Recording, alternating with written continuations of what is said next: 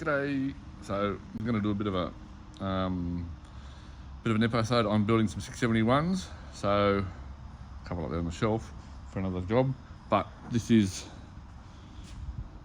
number one. I've got a building a pair of. Hang on, where is it gone? I can't drive this camera. There it is. I'll just spin the camera around and look in the box. Play a box of goodies. So we've got some FP pistons.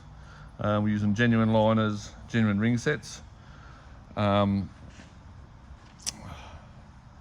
is the other half, or the other engine to be built. I've washed up some of it and already stripped it here. And I've built the blower in that. So we'll miss out on bits on this engine. I'm building the blower in that, but we'll pick it up when I go to build this one over here. There's the other block up the top. So hopefully everyone will enjoy some 671 actions. I've just got to work out which block is which at the moment. I've got I'm not sure if it's this block. I have to turn it and move these plugs from one end of the block. So I drill this brass plug out and then leave whatever one I don't need here. Whatever one I need here I'll leave in. So we turn the block around to put the blower out to the side of the boat rather than into the middle. So we'll be respecing that. After I got it out of the acid bath, I actually did a bit of a check to do with every 671 block. So these plugs can rot out from the back. So I take them out and check them, but I also hit them with a pin punch. This one actually did have a hole in it. I actually silver salt brazed it up just to make sure I could still braze, but it had a hole in it. So that would have leaked. That plug goes here. So I've got some new ones from the boys at Diesel Engines and Spares in Brisbane. So hi Mark, I know you're a viewer. So Mark probably packed the box. Probably took him weeks to pack it because he's pretty slack, but anyway, so I'll get these. I'm going to drag the liners out. Drag the liners out of the box and fit them out into the block first before I do anything else. I'll wipe the block down. Get it all clean in the bores. Make sure the counter bores are clean. Then I'll fit the liners. Make sure all my liner heights are right before I do anything else with the block. Because if the liners don't fit and I've got to hone the block, whatever, I can do it now before I put a crank in there or anything else. So we'll get this underway. There's the head for this engine. So you'll get to see. I'll knock the tubes out. We'll do the valves, seats, all that sort of stuff. Also, this is another little job here. This is helping a friend out with. He's got a little 453T silver, which I sort of got for him. So I'm going to build it up and get it going for him. So we'll be converting it from, it was a limiting speed governor. We'll convert it to variable speed. So you'll get to see me modify the lids and other bits and pieces. Need to get a high speed spring assembly, but pretty unusual, guys, and people that are familiar with Detroit's crosshead rods in 53s. Pretty late stuff, so pretty woohoo stuff. I actually do have in stock too, if anyone's turboing a 453 or a 353. Got some inline big pin rods in stock, so 1.5 pin rather than 1.25 pin. So if you need some, let me know. Anyway, we'll get this. I'll get started. Righto, so I've just put the core plug in the end here.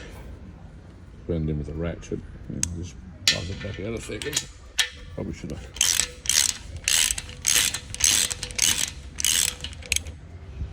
These are pretty important. So That's actually not thread tape, that's liquid thread sealant.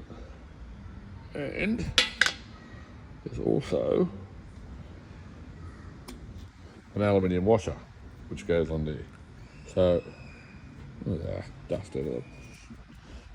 So I'll put a little bit more on. Again now, just because I've rounded it out. But 567 is the Loctite equivalent. It's just a white paste. I'll try and don't need heaps. It's pretty slippery too. So just a couple of.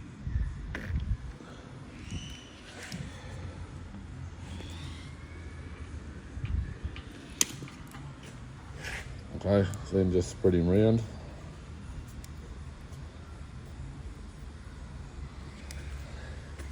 Washers on. So this is 180 foot-pound, this plug. So pretty tight.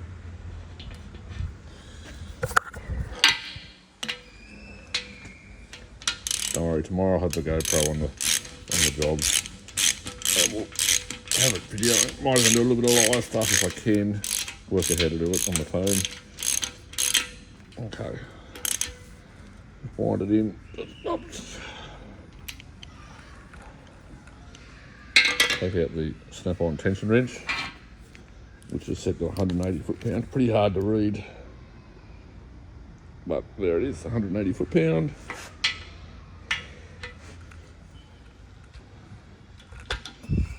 So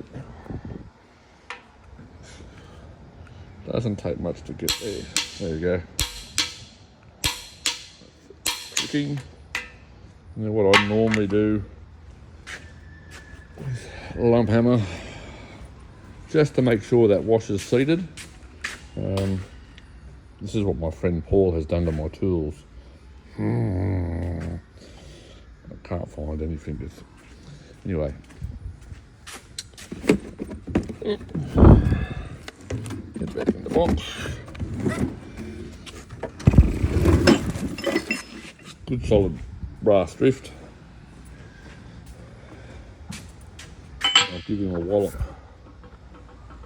There's the plug, there's the plug.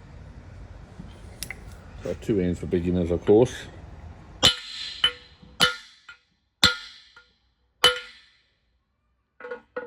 Like that. And I'll actually find, there you go, and get up a little bit more. So I'll give it 2 more and that's it. Just to make sure that plug's seated. Not hitting it real hard, just a firm blow. Yes, then again, nowhere near as far. So that will be fine. Every nut and bolt has a tension.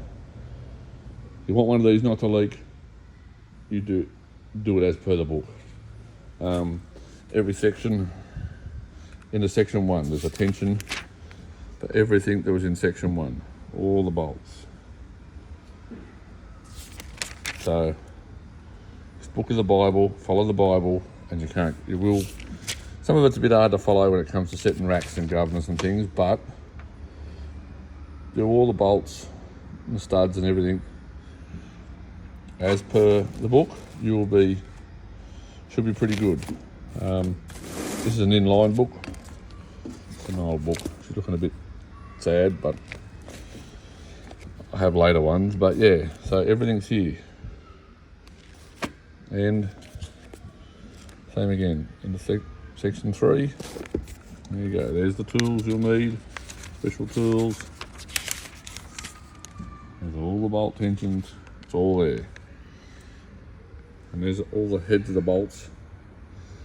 How it works out. And there you go. How strong the bolts are even. Alright, so anyway, back to it.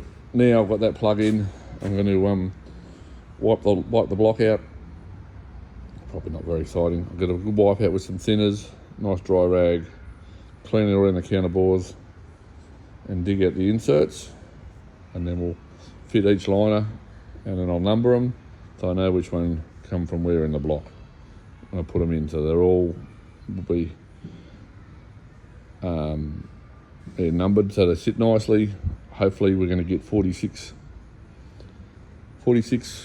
to 47 would be really nice. 46, 45 would be perfect, but we'll go for 46 to 47. It's a naturally aspirated engine. If it was a bit low, I'd probably have to shim the liners. So yeah. I'll get shims cut for that job because Detroit don't make a shim, but you know, I'll get 2-thou ones made. 2-thou usually seems to be, will get you back in the pretty close to the ballpark where you need to be. Okay, so I'm just going to check the liner insert thickness. So it's here in the book. 107. So, whatever that is. So, whatever. I can never get this bit right. That's 20 thou. They're about that. 795 thou. So, they're definitely not 1 inch, but whatever that is, 750. So, I can never.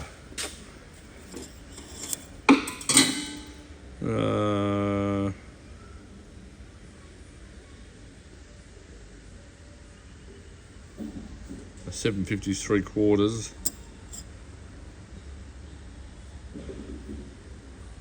So yeah, anyway, I'm hopeless at things like that, but I can work it out once it's in front of me. Right. So mental block. But anyway, they do wear.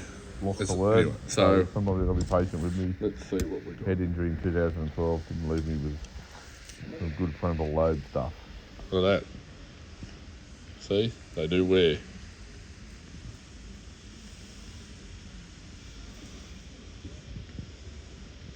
So, first one, not nice.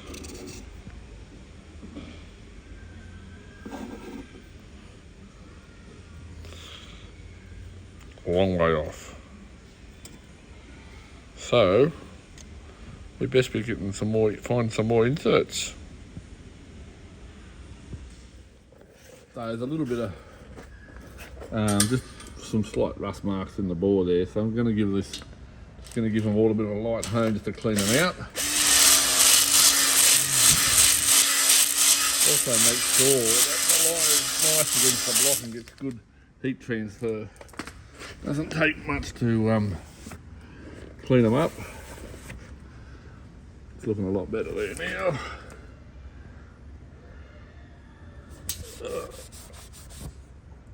Just a little bit of a mark there, but we'll just clean that up. You can see it's not much. It's just dirty. I've got to clean this one up in here. I'll do more, give them a clean up, and they'll all be nice and pretty. So the liners just should drop in nicely. 71s are just a nice slip-in fit. You don't want them too tight because they will grab the piston. So it should be just nice sliding fit. Not loose, but not tight. Just a nice sliding fit. So I'll clean these up and we'll give them and we'll let you know how it goes. I've just unboxed these 4 liners. So they've all got, as you can see, like a waxy paste on them. So I've got to wash them all. I've already washed these 2 over here. They're just sitting here. So they're washed down with kerosene. Scrub the inside also with a Scotch Brite to keep getting any last bits of honing material out, so that it's all nice and clean in there, so we don't get any, and it's scrubbed all inside the ports with a little bottle brush.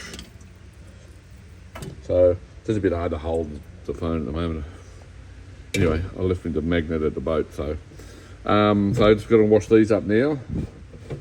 Kerosene's clean, of course. So it doesn't take much to get a bit of dirt in here off the liners. It's quite surprising how much is on them. So I'll wash up the 6 liners, got all the inserts ready. Hopefully I'll have some shims here. It should arrive today at some point, hopefully. So a couple of 2-thou shims. And then once I've done all the liner heights, I'm going to assemble the pistons, rings, into the liners, onto the conrods, have them ready to go. And then I'll continue on putting the block together, and I'll put all the end plates on. Crank's about to go in the dishwasher, just to give another wash. As soon as it's sat around for a little bit and just a bit dusty, I want to wash it again, blow it down, make sure the plugs are back in the journals. And then end plates on, crank in, gear train, camshafts, away we go. Just so everyone knows, none of my coffee cups don't carry sand, they carry coffee. I don't tip sand in engines. Anyway, there we go. So, anyway, there'll be more appearances of the coffee mug, I'm sure. I'm sorry that my mug upset the world. Okay, so at the moment I'm just doing liner depth. Oopsie, just get this down nice and even.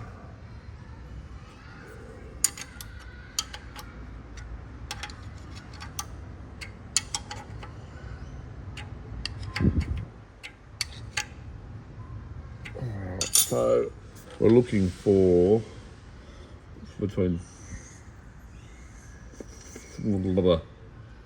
45 thou and no more than 48. So we want, yeah. So we don't want any more than 48 at the moment. The first two have been 48. So I've got 2 thou shims for that lot, which should bring me back to 46, which is fine. And also just check this one now.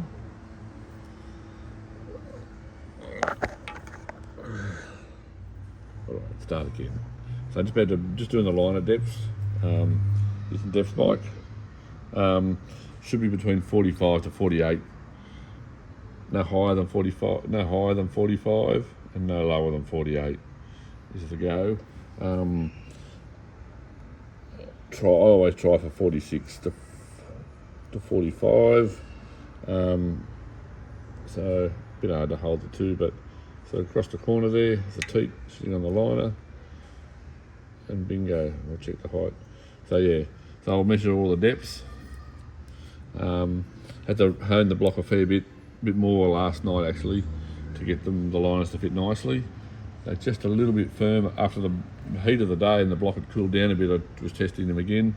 Still a little bit tight for my liking. Seen them grab before on the dyno just because it's a little bit tight in the block, so don't want that happening. So yeah, so I've cleaned that up, washed it again, and now just rechecking all the liner heights again to make sure they're right. Hey, g'day, it's Wednesday, no, Thursday, Friday, it's Friday. So back to the 671 today. Been out yesterday, had to do a job on a forklift. Some new ram seals in it. So this morning, going to open up all the bits for these pistons. So all the pins, retainers that you don't put in with a golf ball, that some people think you do. So I've got retainers. So they'll go in my bucket here. I'll tip some petrol in here in a minute. There's all waxy junk on it. It's pretty crap. So we'll bust all these open.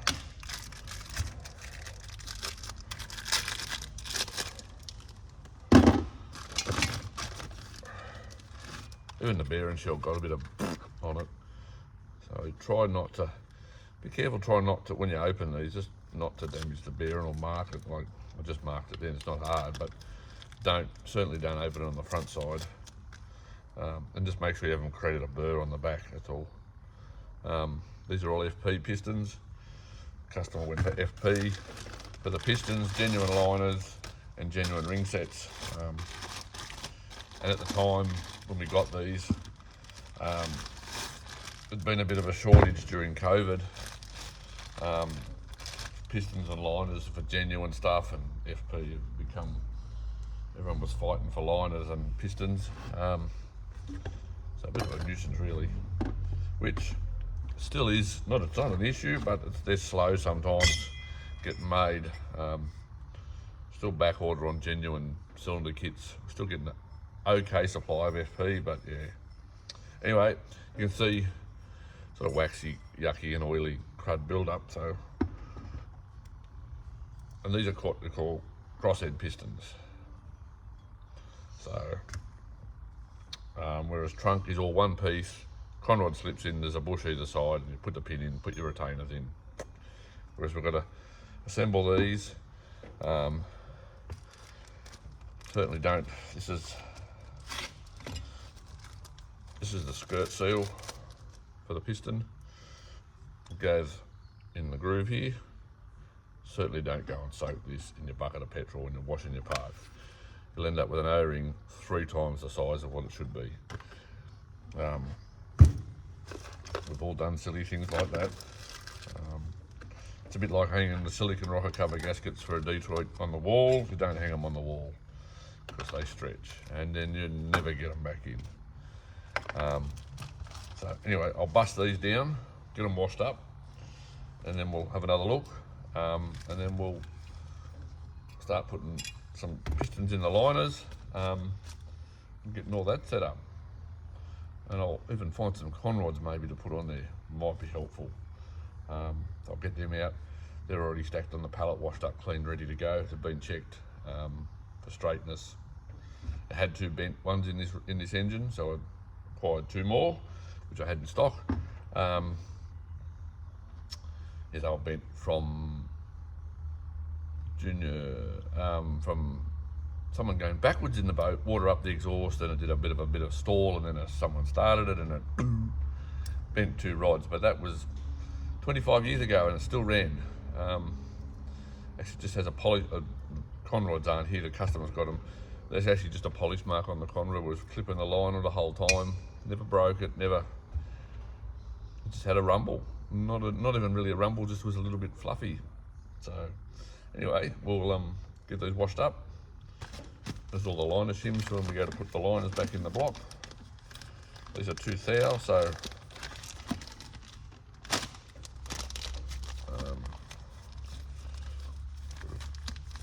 my mate Mark sent me these. You know who you are, Mark.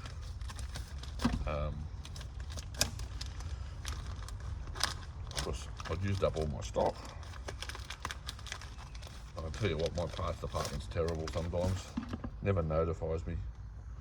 Anyway, what's running out? Mind you, the parts department is me, and I forget. So we have 12 shims. 2 thou, so yeah, they're in the bag here.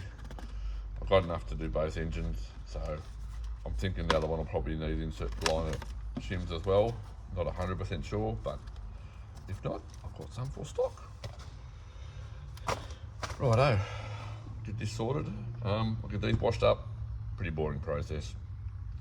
Dip petrol in, wash, put rubber gloves on, so we don't end up growing a 3rd head. You don't need to use 98, you can just use, a lower grade petrol. We don't need to put the super duper go fast stuff in here, because that ain't going to make me wash them any faster. It's pretty important, but they do get washed. You can see there, it's just rinsed some of it off, but there's still this great mark of crud. So get that sorted. Get all this washed up, and then we'll be on our way. Alright, so I've washed all the pistons up. They're all nice and clean. All the skirts and the crowns, they're all nice and shiny. No more wax. All the pins are all washed up, so they're all nice and clean. Also, you need to, there's just one thing, probably most people won't ever tell you or know, and they won't take notice. I'll just go and chuck these together. But what sometimes happens is it can get a grease build up in the bottom of these holes, and when they cover them with whatever they cover them with, you screw the bolt in, it'll hydraulic lock, punch the back out, and then you'll have a seized conrod pin or a tight conrod pin if it doesn't punch it too far. So make sure you flush the threads out.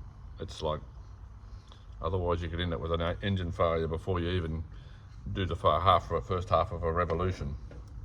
And you'll feel it, the conrod will be tight. But some people just keep going and put things together, so you'll end up with a failure. Anyway, this is the ring sets. Got them out of the box, cleaning them up now.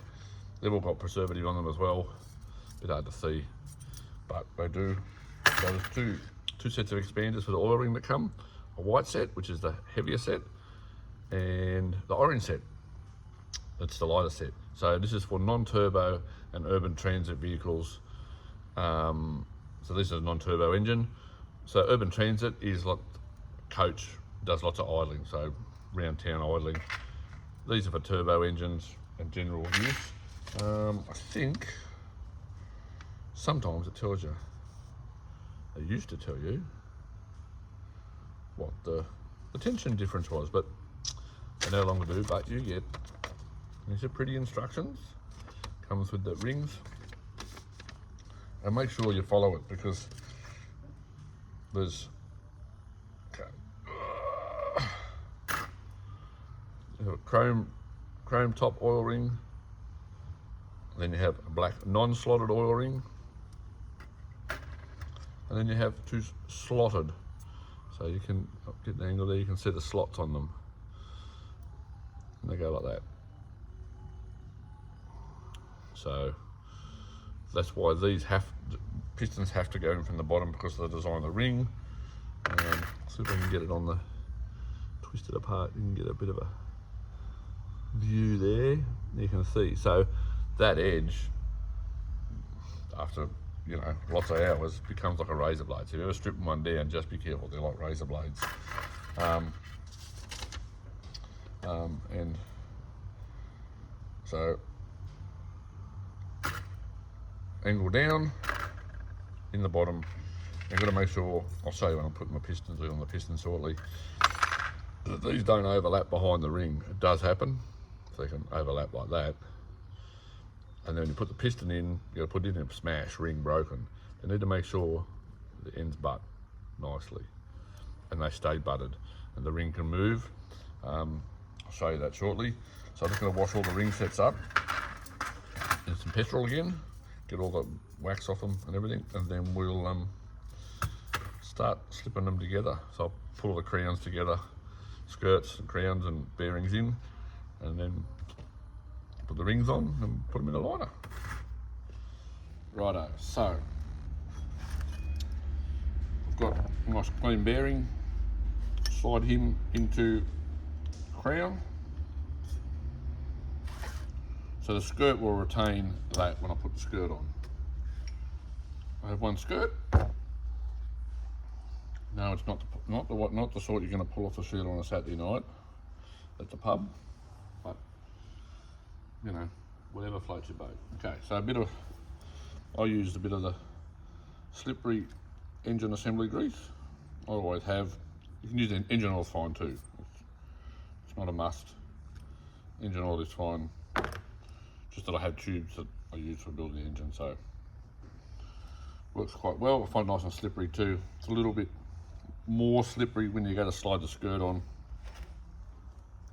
So we've got to put the O-ring around the crown. Don't yank him around and stretch him, otherwise you'll end up with an oversized thing and then it becomes even harder. Always just put a little bit more on the outside, just spread him around. Just to be sure, like it's the less chance you have of nicking this O-ring, the better. So you'll end up with oil up the top of the piston, and you'll have a knocker, oil knock. And I usually just put a little bit in the top of around the skirt, all the way around.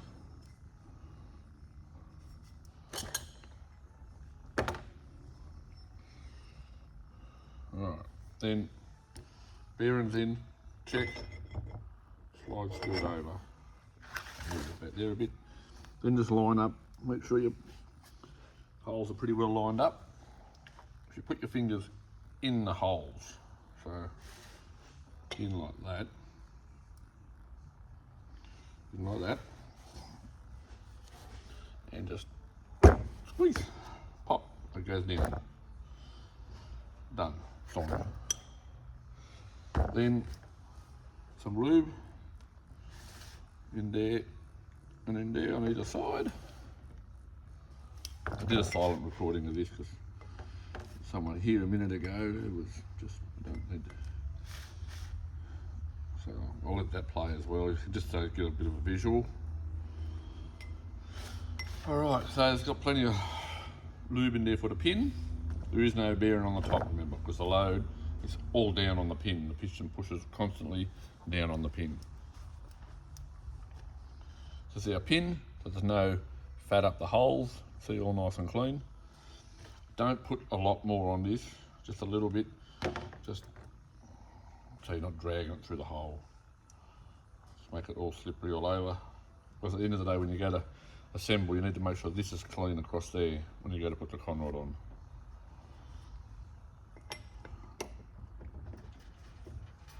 Then just wiggle, wiggle. Try it again. So just line him up in the hole. Bolt holes to the bottom of the piston or to your face, and then just wiggle, wiggle. Sometimes it just takes a little bit more, just a bit of it, because the piston crown, because the rubber pushes it back a little bit.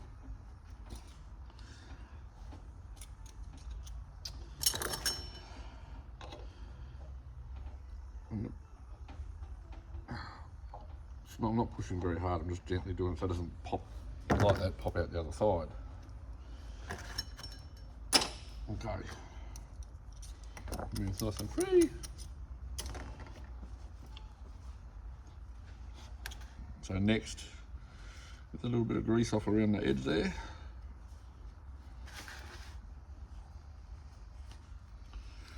And then wipe it down with some brake clean. So don't want any oil there because you're going to put a bit of Loctite on there. Well, I put Loctite there, some people don't. Some people just put the retainers in without it.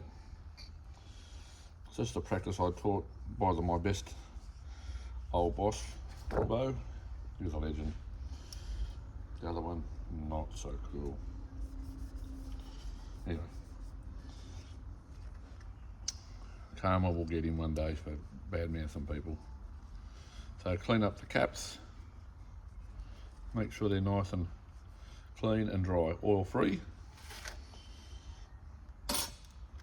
Now I had a cock up with the bottle of Loctite the other week, so just a bit of retaining compound. Put a little bit there. I've just been putting it on with the screwdriver. A little drop, and then just spread it. Spread it around. You don't want a great puddle in there because it'll run down beside the piston, the piston pin, and actually lock it up. You'll grab hold of it and you'll have a conrod that's tight.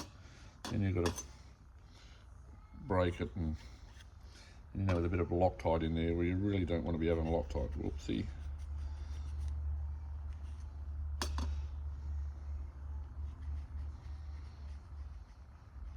Normally I would squirt a little bit of Loctite out of the bottle in there and then roll it around. Okay. So this is my, I don't know how old cardboard box. This is how the pistons used to come in a box like this. And I turned it into a nice soft bed. So I put the Wagonaire piston in, put the retainer in there so it sits nice. It should sit. Shouldn't be proud on the sides there. Should be sitting nice and flush both sides. So it's nice and flush both sides. Not a golf ball, not a fucking socket. A tool. There's a tool, has a slight dome to it. It's not a dome like a golf ball. So it's not, it's just, maybe if you're in the paddock and you use what you use, but something better with a nice slight dome on it would be better. Maybe a couple of good sharp short blows.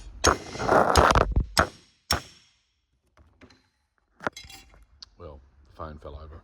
But, okay, so retainer's in. All nicely sealed in. Perfect. So I'll do the next one. Clean that up. Hopefully this time.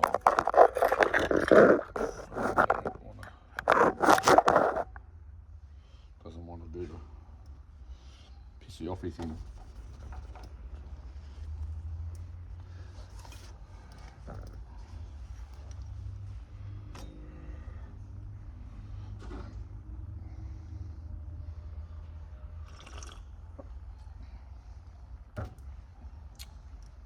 Oh, there's that fucking cup. It's so bad, that cup. Oh look, it's got no sand in it this week. Oh, I'm not going to be tipping sand in my pistons. Some people are just special. We like special people.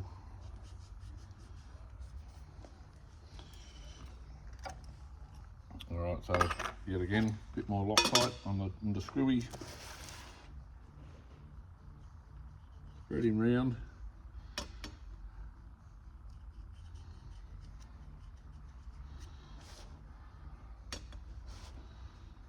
I'll do all of these and put them together, then I'll give them a vacuum test.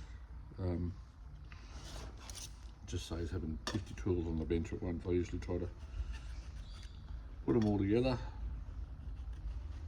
And then it's just my way of doing things. Someone might think it's wrong, someone might think it's right, but what I do, try to do that. Alright. Yet again, another tool, wop wop. Okay, I'm going to try one more time, and hopefully it won't fall over.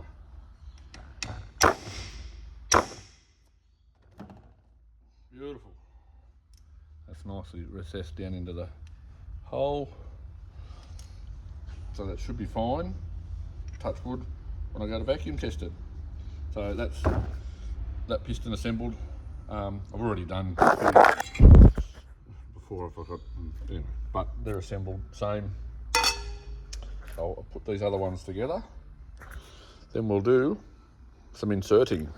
Nothing like a bit of insertion.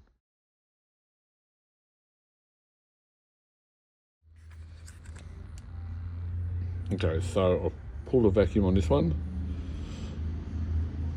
It's a fair bit, that's, I'll go a little bit more. But that's what we're checking. My little vacuum tool. It's usually if they're leaking, they'll drop straight away. So put that on the other side. And what we'll do, I'm gonna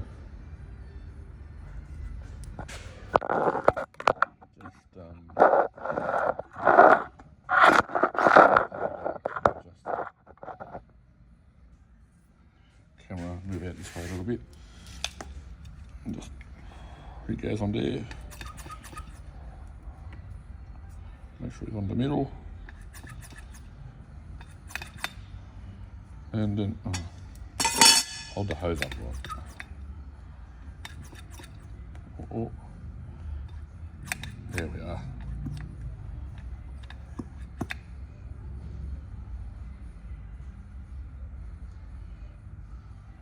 There's a leak here somewhere.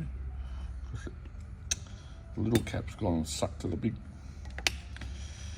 It does this. This is my temporary one. I've ordered one from SPX, but they're a bit fucking slow.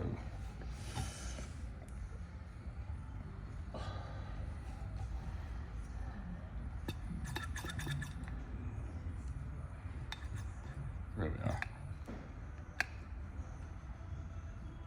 Holding nicely now. So it's good. So I'll go through, check the rest of these.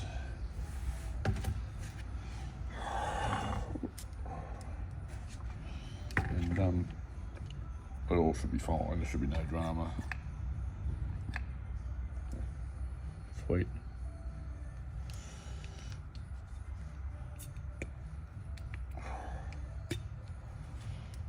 Just got to make sure it doesn't suck to the bottom, but yeah.